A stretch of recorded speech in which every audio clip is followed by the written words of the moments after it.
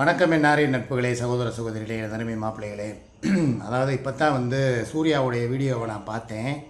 திருச்செந்தூர் கோவிலில் கடற்கரையில் கோகுல் கூட விளாண்டுக்கிட்டு இருக்கிற மாதிரி ஒரு வீடியோ எடுத்து போட்டிருக்காங்க. திருச்செந்தூரில் தான் அவன் இருக்கா அப்படிங்கிறத நிரூபிக்கிறதுக்காக ஒரு வீடியோ போட்டிருக்கா. எனக்கு டவுட் என்னென்னா, திருச்செந்தூருக்கு நீயும் கோகுல் மட்டும்தான் போனீங்களா, இல்லை கூட உன்னுடைய நடப்பு புருஷன்னா நிரந்தர புருஷன் பாலவிநாயகமும் கூட வந்திருக்கிறாரா அப்படிங்கிறதான் என்னோடய டவுட்டு. ஏன்னா என்கிட்டயே கூட கேட்காம கொள்ளாமல் நான் கூட அவள் இழுப்பூர் தான் போயிருக்கிறா, அவங்க அம்மா வீட்டில் தான் இருக்கிறா அப்படின்னு சொல்லித்தான் நான் இருந்தேன். இப்போ தான் தெரியுது திருச்செந்தூருக்கு போய் அங்கே நேற்று நைட்டு எடுத்த வீடியோவை இப்போ காலையில் அவள் அப்லோடு பண்ணியிருக்கான். அப்போ என்ன அர்த்தம்? அப்போ நேற்று நைட்டு வீடியோ எடுத்துகிட்டு அதுக்கப்புறம் அவள் எங்கே தங்கியிருந்தா என்ன ஏதுங்கிறது அந்த ஆண்டவனுக்கே வெளிச்சம், திருச்செந்தூர் முருகனுக்கே வெளிச்சம். இன்னொன்று சொல்கிறேன், அவள் அப்படி நேர்த்திக்கடனுக்கு செலுத்த தான் போயிருக்கானே வச்சுக்கிருவோமே. அவள் வந்தால் ஒரு சப்பக்கட்டு கட்டுவா நம்மக்கிட்ட, நான் நேர்த்திக்கடன் செலுத்துறதுக்கு தான் போனேன், நான் நினச்சது ஒன்று நிறைவேறி இருந்துச்சு, அதுக்காக நான் திருச்செந்தூர் போனேன் அப்படின்னு உங்ககிட்ட சொல்கிறாளோ என்கிட்ட சொல்லி என்னை சமாதானப்படுத்துகிறாளோ அது ரெண்டாவது விஷயம். ஆனால் அதே நேர்த்திக்கடன் நிறைவேற்றுறதுக்கு தானே நான் கணக்கம்பட்டிக்கு கூட போனேன். அப்போ மாத்திரம் நான் உனக்கு தேவை. இப்போ நீ போய் இங்கே போய் நேர்த்திக்கடன் செலுத்துறதுக்கு தனியாக போயிருக்க.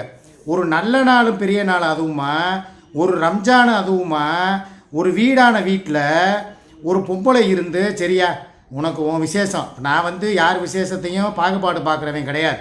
எனக்கு எல்லா மதமும் ஒரு மதம் தான், எம்மதமும் சம்மதங்கிற குறிக்கோளில் வாழ்கிறவன் நான். கணக்கம்பட்டிக்கும் போவேன், பிள்ளையார்பட்டிக்கும் போவேன், வேளாங்கண்ணிக்கும் போவேன், சர்ச்சுக்கும் போவேன், மசூதிக்கும் போவேன், கோயிலுக்கும் போவேன், எல்லாத்துக்கும் போகிற ஒரே ஆள் நான். யார் விஷயத்துலையும் நான் பாகுபாடு பார்க்காத ஒருத்தன் தான் நான். ஆனால் என் கூடவே இருக்கிறவ என் சோறையே வாங்கி தின்னுட்டு என்கிட்டயே எல்லா உழைப்பையும் உறிஞ்சினவ இன்றைக்கி உட்காந்துக்கிட்டு இப்போ போய் இந்த நேர்த்திக்கடை போய் நிறைவேற்ற போகிறாளே. இந்த நேர்த்திக்கடை நிறைவேறதுக்கு மூல காரணம் யார்? கொஞ்சம் யோசிச்சு பாருங்கள். யாரால் இந்த டார்கெட்டை நீ அச்சீவ் பண்ண? ஒரு விஷயம் நடந்திருக்குன்னே வச்சுக்கிருவோமே, அதை இன்றைக்கி சாயங்காலம் 6 மணி லைவில் நான் விரிவாக சொல்லத்தான் போகிறேன். ஏன்னா இனிமேல் எந்த ஒரு ரகசியத்தையும் நான் மெயின்டைன் பண்ண போகிறது கிடையாது. அதே மாதிரி அவள் நேற்று ஏதோ ஒரு கமெண்ட் போட்டிருந்தானாம், என் குடும்பத்துடைய ரகசியங்கள் நீ என்னையை பற்றி ஏதாவது சொன்னேன்னா நான் உன்னையை பற்றி நான் உன் குடும்பத்துடைய ரகசியங்களை பூரா நான் வெளியிடுவேன் அப்படின்னு சொல்லி வீடியோவில் பேசினதா எனக்கு தகவல் வந்துச்சு. நான் தாராளமாக வெளியிட்டுக்கேன்ட்டேன். ஏன்னா மடியில் கணம் இருந்தால் தான் வழியில் பயம். நான் சொன்ன ரகசியம் உன்னையை பற்றிங்கிறது உன் அந்தரங்கத்தை நான் சொல்கிறேன்னு சொல்லவே இல்லையே. ஒரு சில விஷயங்கள் உனக்கும் எனக்கு இருக்கிற வரவு செலவு அந்த பிரச்சனையும், அதுபோக பணப்பிரச்சனையும், வேறு ஒரு சீக்ரெட்டான ஒரு விஷயம், அதை தான் நான் சொல்ல போகிறேன்னு சொன்னேனே தவிர வேறு நான் உன்னையை பற்றி தப்பாவோ உன்னைய வேறு மாதிரியோ சித்தரிச்சோ மீடியா முன்னால் உன்னையை கேவலப்படுத்தவோ அசிங்கப்படுத்துகிறதாவோ நான் சொல்லவே இல்லையே. ஆனால் நீ என்னடானா எப்போ பார்த்தாலும் உட்காந்துக்கிட்டு உன் குடும்பத்துடைய மானத்தை நான் கப்பல் ஏற்றுவேன், உன் குடும்பத்தில் என்னென்ன நடந்துச்சுங்கிறத நான் வெளி உலகத்துக்கு கொண்டு வருவேன். அந்த அளவுக்கு என் குடும்பத்தில் ஒரு விஷயமும் நடக்கவும் கிடையாது. அப்படி நடக்கிற என் குடும்பமும் அந்த மாதிரி குடும்பம் என் குடும்பம் கிடையாது. உன் வாழ்க்கையில் வேணால் ஏகப்பட்ட அந்தரங்கங்கள் இருக்கலாம், அதை வேணால் நீ ஊருக்கு மறைச்சிருக்கலாம், என்கிட்டையும் மறைச்சிருக்கலாம். இன்னும் உன்னைய பற்றின பல விஷயங்கள் மறுபக்கங்கள் எனக்கு தெரியாமையே நீ ஒழிச்சு வச்சுருக்கங்கிறது எனக்கு தெரியும். ஆனால் இன்றைக்கி சூழ்நிலைக்கு நான் என்ன சொல்கிறேன்னா, இவ்வளோ தூரம் உன்னை ஒரு நல்ல நிலைமைக்கு கொண்டு இன்றைக்கி நீ ஒரு இடத்துக்கு போய் ஒரு நேர்த்திக்கடனை செலுத்த போகிறேன்னா அதுக்கு காரணக்கர்த்தா யார்? நான் தானே. அப்போ நான் இல்லாமல் அதாவது சக்தி இல்லாமல் சிவன் இல்லை, சிவன் இல்லாமல் சக்தி இல்லை அப்படிம்பாங்க. அதை மாதிரி ஒரு கை தட்டினா ஓசை கிடையாது, 2 கை தட்டினா தான் ஓசை. உனக்கு எல்லாத்துக்கும் கூடவே நான் வரணும், என் வருமானம் வேணும், அது மூலியமாக உனக்கு சில விஷயங்கள்லாம் நல்லது நடக்கணும். ஆனால் அதுக்குண்டான நேர்த்திக்கடனை செலுத்துறதுக்கு நீ மாத்திரம் போவேன். சரி, இதே நான் திருப்பி உன்னையே கேட்குறேன், சரி நீ என்கிட்ட சொல்லுவேன், நான் மனசு சரியில்லை, நீ உன் கூட சண்டை போட்டதுனால நான் போனேன் அப்படின்னு நீ சொல்கிறேனே வச்சுக்கிறோமே. இதே மனசு எனக்கு எவ்வளவோ நாள் சரியில்லாமல் போயிருக்கல. அப்போ நான் எங்களுடைய தர்காவுக்கோ இல்லை நாகூருக்கோ இல்லை ஏர்வாடிக்கோ இல்லை வேளாங்கண்ணிக்கோ, எப்பா எனக்கு மனசு சரியில்லைப்பா நான் கிளம்புறேப்பா அப்படின்னு சொல்லி நான் கிளம்புனா நீ சும்மா இருப்பிய? ஒரு ஆம்பளை 1000 இடத்துக்கு போயிட்டு வந்தால் அது உலகம் தப்பாக எடுத்துக்கிறாது. ஒரு பொம்பளை நீ கோவிலுக்கு தான் போனேன்னு சொல்லி சூட ஏற்றி சத்தியம் பண்ணாலும் உன் கூட இருக்கிறவனும் உன்னை சந்தேகப்படுவான், இந்த வெளி உலகமும் உன்னை சந்தேகப்படும். இப்போ அப்படி ஒரு சூழ்நிலையை தான் நீ உருவாக்கி வச்சுட்டு போயிருக்க. இவ்வளவு தூரம் அறக்க பறக்க நீ நேற்றுலேருந்து இப்போ வரைக்கும் என் நம்பர் உனக்கு சுவிட்ச் ஆஃப், நம்பர் பிஸி, என்னைய தூக்கி பிளாக்கில் போட்டேன். நானும் 2-3 நம்பர்லேருந்து உன்னைய கூப்பிட்டுட்டு நீ எடுக்கலை. சரி, யார் மூலியமாவது கான்கார்டில் வந்தால் உங்கள்கிட்ட பேசலாம்னா அதுக்கும் வரல. சரி, நான் எவ்வளவோ இறங்கியும் போயிட்டேன், மன்னிப்பும் கேட்டேன். மன்னிப்பு கேட்க வேண்டிய அவசியமே எனக்கு கிடையாது. நீ என்ன பெரிய மயிரா? நீ ஒரு ஆள் மயிருன்ட்டு உங்கள்கிட்ட நான் வந்து மன்னிப்பு வேறு கேட்கணுமா? சரி, அப்படி இருந்தாலும் சரி பரவாயில்ல. ஆனால் என் காசை தான் நீ வாங்கி சாப்பிட்ற, உன் காசை நான் வாங்கி சாப்பிட்டதே கிடையாது. சரி, உன் கூட வந்து உனக்கு ஒரு வாழ்க்கை துணைவனா நீ வழி மாறி போய் தவறான பாதையில் போயிருக்கப்ப உன்னை திருத்தின ஒரு நல்லவனாக தான் நான் வாழ்ந்துக்கிட்டு இருக்கேன் இப்போ வரைக்கும். இப்போயும் உன் விஷயத்தில் நான் இன்னமும் நல்லது பண்ணணுன்னு தான் நான் நினைக்கிறேன். ஆனால் அது எல்லாத்தையுமே நீ ஆணிவேரோடு பிடுங்கி எரிஞ்சிட்டேன். உண்மையை சொல்லப்போனால் அதுதான். ஏன்னா இப்போ நான் நினச்சிருந்தேன்னா இந்நேரம் இங்கே உட்காந்து வீடியோ போட்டிருக்கிற நேரம், வீடியோ வேணாம் ஒரு மண்ணாங்கட்டியும் வேணான்ட்டு என் குடும்பத்தோட இப்போ கூட பேரனை வரும்போது நான் பார்த்துட்டு தான் வந்தேன். இருங்கப்பா சாப்பாடு வாங்கிட்டு உங்களை நேரில் வந்து பார்க்குறேன் அப்படின்னு சொல்லி என் பேரனுக்கு கையில் எனக்கு வந்து பிளஸ் பண்ணுங்க அப்படின்னா, ரம்ஜான் வாழ்த்துக்கள் சொல்லுங்கன்னு சொன்னேன்.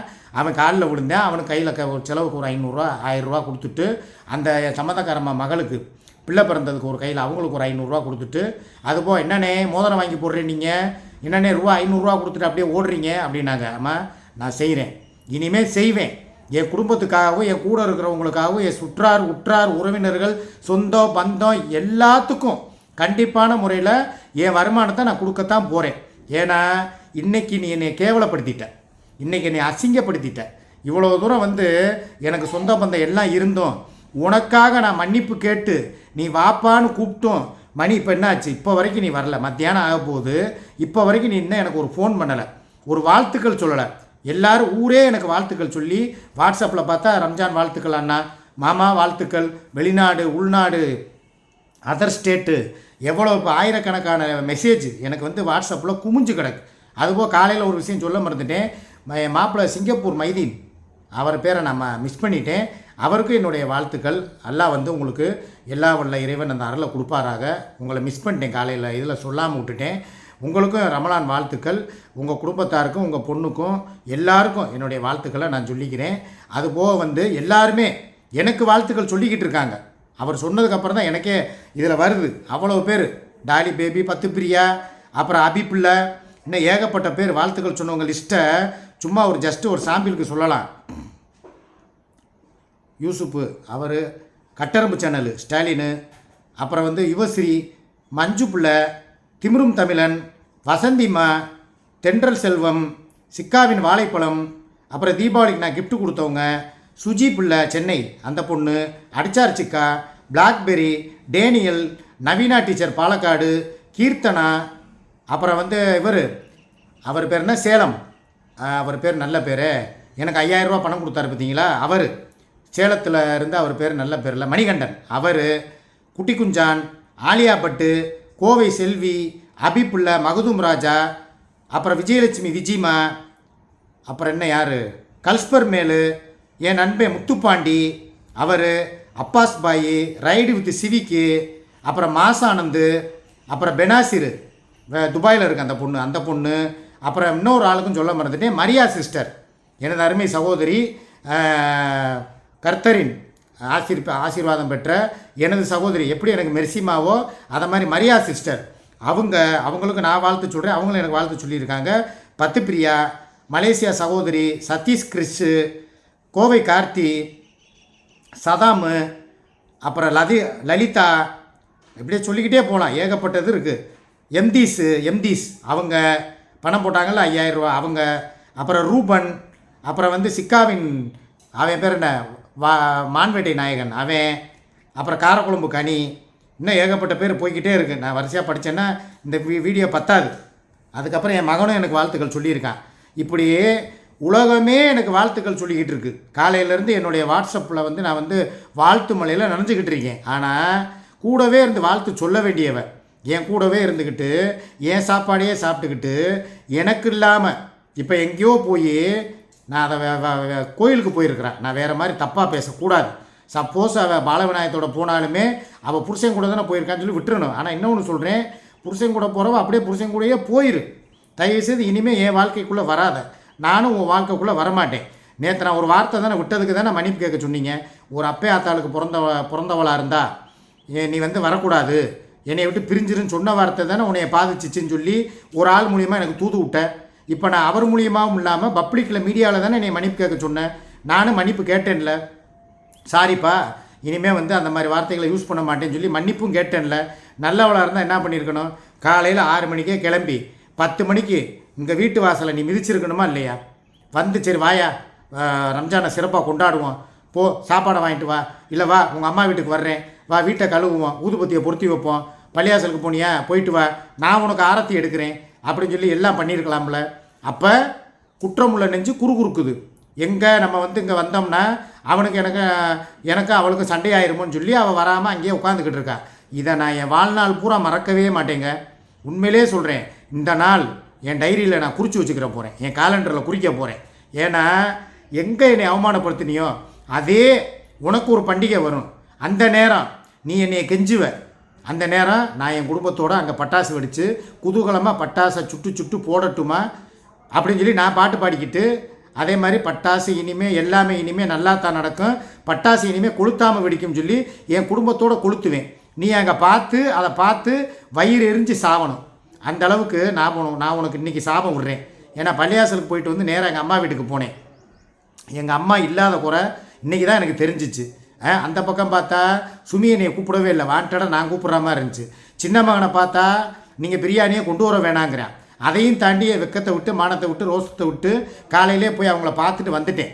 இனி அடுத்து சாப்பாடை வாங்கிட்டு போய் நேராக கொடுத்துட்டு ஒரு வீடியோ போடுவேன், அவங்க கூட தான் இருப்பேன். நீ எப்போ நீங்கள் திரும்பி வந்தாலும் சரி தான், இனிமேல் உனக்கு இந்த வீட்டில் இடம் இல்லை. நீ வந்த உடனே என்ன செட்டில்மெண்ட்டோ ஆல்ரெடி உனக்கு பண்ணியாச்சு, நீ கிளம்புற வேலை தான். நீ இப்போ என்ன பண்ணியிருக்க, துணிமணியை தானே எடுத்து வச்சுட்டு போயிருக்க 2 நாளைக்கு. இனி அடுத்து மொத்தமாக உன் துணிமணிகளை பூரா அள்ளிடு. இந்த நீ வாங்கி போட்ட பொருள் என்னென்ன இருக்கோ எல்லாத்தையும் எடு. பேக்கர்ஸ் மூவர்ஸில் நானே பேரம் பேசுகிறேன். உன் ஊர் இழுப்பூரில் போய் கூட வீடு பார்த்து ஒரு வாடகைக்கு பிடிச்சிக்கிட்டோ இல்லை ஒத்திக்கு பிடிச்சிக்கிட்டோ இல்லை சொந்தமாக வாங்கியோ இல்லை நிலப்புலத்தை வாங்கியோ போய் அங்கே போய் செட்டில் ஆகு. என்னையால் விட்டு எனக்கு இனிமேல் வந்து நேற்று நைட்டு கூட அவ்வளோ தூரம் பேசிட்டு படுத்து உன் ஃபோன் வரும்னு சொல்லி எதிர்பார்த்துக்கிட்டே காத்திருந்தேன். ஆனால் உங்கள்கிட்டருந்து ஒரு ஃபோனும் வரல, இப்போ வரைக்கும் உங்கள்கிட்டருந்து ஃபோன் வரல. அப்போ நீ பணத்துக்காக தான் பணகுற, குணத்துக்காக இல்லை. பாசத்துக்கு ஏங்குறவனை பரிதவிக்க விட்ட உன்னைய இனிமேல் பழி வாங்காமல் நான் விட மாட்டேன். இனிமேல் நான் ஒவ்வொரு அடியும் எப்படி வைக்க போகிறேன், உனக்கு கொடுக்க போகிற ஒவ்வொரு அடியும் மரண அடியாக இருக்கும். நீ கண்ணீர் விடுவ, உன்னைய நான் கண்ணீர் விட்டு தவிக்க விடுவேன், ஏங்க விடுவேன். ஏங்கி என் காலடியில் நான் உன்னை விழ வைப்பேன். நீ விழுந்து என்கிட்ட கெஞ்சணும், நான் செஞ்சது தப்பு தான், என்னை நீ மன்னிப்பு கேட்ட உன்னையவே நான் மதிக்காமல் ரொம்ப கேவலப்படுத்திட்டேன், இனிமே இந்த தவறு நடக்காது சிக்கா அப்படின்னு சொல்லி என் காலில் விழுந்து நீ கெஞ்சுற நாள் கூடிய சீக்கிரம் வரும். இதை நான் வந்து இன்றைக்கி நல்ல நாள் அதுமா சொல்கிறேன். ரம்ஜான் அதுமா என் வாயில் விழுகக்கூடாது, நீ விழுக மாட்டேன்னு நினச்சேன், ஆனால் விழுந்துட்டேன். அதுக்கு உண்டான பலனை நீ அனுபவிப்ப. மக்களுக்கு தெரியும், என் தங்கச்சிகளுக்கு தெரியும், என் மாப்பிள்ளைகளுக்கு தெரியும், அண்ணே நல்லவர். சரி, எல்லாத்துக்கும் தப்பே வந்து சூர்யா மேலே இருந்தாலும் எல்லாத்தையும் விட்டு கொடுத்து மன்னிப்பு கேட்டார் பற்றியா, அந்த இடத்துல எங்கள் அண்ணன் நிற்கிறாரு, பெருந்தன்மை மனசுக்காரர். ஆனால் அதையும் உதாசீனப்படுத்திக்கிட்டு கடற்கரையில் போய் நின்றுக்கிட்டு அங்கே நின்றுக்கிட்டு வீடியோ போட்டு அவரையே நீ வெறுப்பேத்துறியா அப்படிங்கிற மாதிரி எல்லாருடைய எண்ண ஓட்டங்களும் இருக்கும். இனிமேல் உங்கள் பேச்சை தாங்க நான் கேட்பேன். இனி கண்ட நாய் பேச்செல்லாம் நான் கேட்க மாட்டேன். நீங்கள் நேற்றே சொன்னீங்க, அண்ணே இவளை அளவாக வைங்க, இவங்க உங்கள் பணத்துக்காக தான் ஆசைப்பட்டு உங்கள் கூட இருக்கிறா, அவள் சம்பாதிக்கிற அளவுக்கு சம்பாரித்து சொத்து சேர்த்துட்டாலோ இல்லை பணம் அவளுக்கு மிதமிஞ்சி வந்துட்டாலோ உங்களை துச்சமாக மதிப்பானே, இதை நீங்கள் எழுதி வச்சுக்கோங்கண்ணேன்னு சொன்னீங்க. அன்றைக்கே உங்கள் பேச்சை கேட்டிருந்தா இன்றைக்கி இந்த நிலைமை எனக்கு வந்திருக்காது. இப்போ எனக்கு ஒன்றும் நிலைமை ஒன்றும் கெட்டு போகல, எனக்கும் குடும்பம் இருக்குது, பிள்ளைய இருக்காங்க, என் மனசை மாற்றிக்கிட்டு தேத்திக்கிட்டு நான் என் குடும்பத்தோடு போகிறதுக்கு நான் தயார். இருந்தாலும் நான் சொல்கிறேன், அன்றைக்கே நீங்கள் சொன்ன பேச்சை கேட்டிருந்தேன்னா இன்றைக்கி என்னையவே மதிக்காமல் உதாசீனப்படுத்திட்டு இப்படி போயிருக்க மாட்டான். இன்றைக்கி போய் இந்த நேர்த்திக்கடன் செலுத்துறான்னா அதுக்கு காரணம் யார்? கூட ஒத்துழைப்பு கொடுத்தவன் நான். இவளுடைய வெற்றி, ஒவ்வொரு வெற்றிக்கு பின்னாலேயும் நான் தான் இருந்தேன். ஆனால் வெற்றி அடைய வச்ச என்னையவே மதிக்காமல் ஏதோ தான் பெரிய சாதிச்சா மாதிரியும் இவனால தான் எல்லாம் நடந்தா மாதிரியும் என்ன பண்ணிக்கிட்டு இருக்கா, வீடியோ போடுறாளா இல்லை ஏதாவது வந்து உங்கள் முன்னால் பேசுகிறாளா, லைவ் வர்றாளா? ஒன்றுமே கிடையாது. நான் தான் உட்காந்துக்கிட்டு இந்த சேனலு அந்த சேனலு 6 மணி லைவு 10 மணி லைவு உட்காந்து பேசி என் தொண்டை தண்ணி ஆற்றி கத்தி கதறி சம்பாரித்து அதை கொடுத்து இன்றைக்கி அதில் அவள் ஒரு வெற்றி அடைஞ்சு அதை போய் கொண்டாட போயிருக்கிறான், நேர்த்திக்கடன் செலுத்த போயிருக்கானா. அந்த ஆண்டவன் கேட்பான்ல, ஏம்மா இதுக்கு சொந்தக்காரி நீயா? அந்த ஆள் தான் கத்தி கதறி இவ்வளோ தூரம் உனக்கு சம்பாரித்து கொடுத்ததில் நீ ஜெயிச்சிருக்க. உன் வெற்றிக்கு பின்னால் முழுசாக இருக்கிறவன் சிக்கா, அவனை கூட்டிகிட்டு வந்து என் கோயிலுக்கு வா, அப்போ தான் அந்த அந்த இதை வந்து நான் முழுசாக ஏற்றுக்கிருவேன் அப்படின்னு சொல்லி அதே கடவுள் அவளை திருப்பி பந்து மாதிரி செவத்தில் அடித்த மாதிரி பந்து மாதிரி திருப்பி அனுப்பும். கண்டிப்பாக நடக்கும். ஆண்டவே இருக்கான். என் உழைப்பு இருக்குது. என்னுடைய இதில் இந்த வெற்றிக்கு முழு காரணம் நான் தான். என்னை தவிர்த்துட்டு போனாலே அதுக்கே அவன் அனுபவிப்பா. போக பாருங்கள். இனி நான் பாருங்களேன், நான் சொல்ல மாட்டேன், செஞ்சுட்டு அதுக்கப்புறமா வர்றேன் உங்கள் முன்னால். அப்போ நீங்கள் சொல்லுவீங்க, அண்ணனுக்கு இன்னொரு முகம், இப்படி ஒரு முகம் இருக்கா அப்படின்னு சொல்லி நீங்களே மூக்கில் விரல வைக்கிற அளவுக்கு நான் ஒரு விஷயம் நான் பண்ண போகிறேன். 6 மணி வரைக்கும் காத்துருங்க. ஓகேவா? பாய்.